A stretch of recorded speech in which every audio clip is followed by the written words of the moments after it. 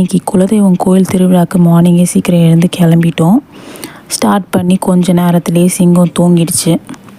இப்போ தான் வழியில் ஹோட்டலில் நிறுத்தினாங்க லஞ்ச் சாப்பிட்டு. ஸோ நிறுத்தின டைமில் பக்கத்தில் தக்காளி செடியில் தக்காளி பார்த்து மேடம் தக்காளி எடுத்துகிட்டு வந்துட்டாங்க.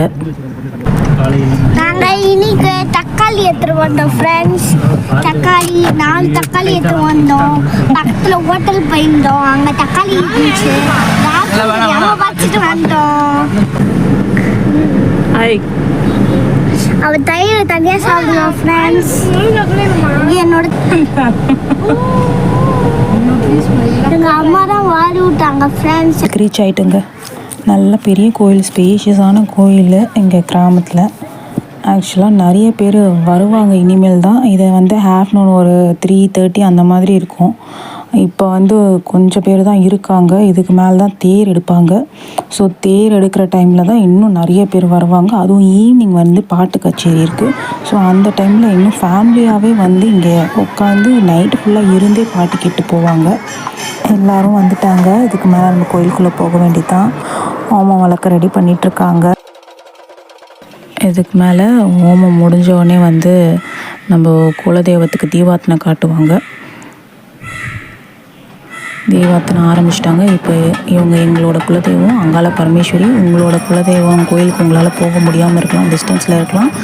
எல்லா சாமியும் ஒன்று தான் எல்லாருக்கும். அதனால் உங்கள் குலதெய்வமாக நினச்சி எங்கள் குலதெய்வத்தை வேண்டிக்கோங்க. எல்லாருக்கும் எல்லாமே எல்லா நேரத்திலும் நல்லதாகவே நடக்கணும்ட்டு எல்லோரும் வேண்டிப்போம். தீபார்த்தனை காட்டினோடனே தேர் இழுக்க ஆரம்பிச்சிடுவாங்க. அதுக்குள்ளே பசங்கள்லாம் ஃபன் பண்ண வந்துட்டாங்க.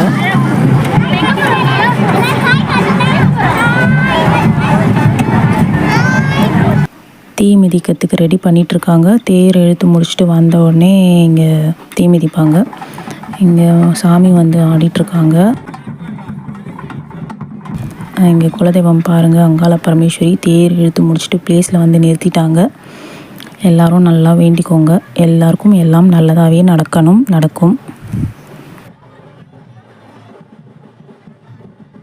கோயிலில் பாட்டு கச்சேரி ஆரம்பிச்சிட்டாங்க. இனி எவ்வளோ பேர் ஃபேமிலியாக வந்திருக்காங்க பாருங்கள். எல்லோரும் இங்கேயே ஃபேமிலியாக இருந்து என்ஜாய் பண்ணி நைட் டின்னர் எல்லாமே பேக் பண்ணி எடுத்துகிட்டு இங்கேயே உட்காந்து சாப்பிட்டுட்டு 12 மணி ஆனாலும் ஃபுல்லாக பார்த்துட்டு தான் போவாங்க. கிட்ஸு செம்மையாக என்ஜாய் பண்ணுறாங்க டான்ஸ் ஆடி. உங்கள் கோயில் ஃபங்க்ஷனுக்கு போன மாதிரி எல்லோரும் நல்லா என்ஜாய் பண்ணியிருப்பீங்கன்னு நினைக்கிறேன். மறக்காமல் உங்கள் குலதெய்வம் பேரை கமெண்ட் பண்ணிவிடுங்க. பாய்.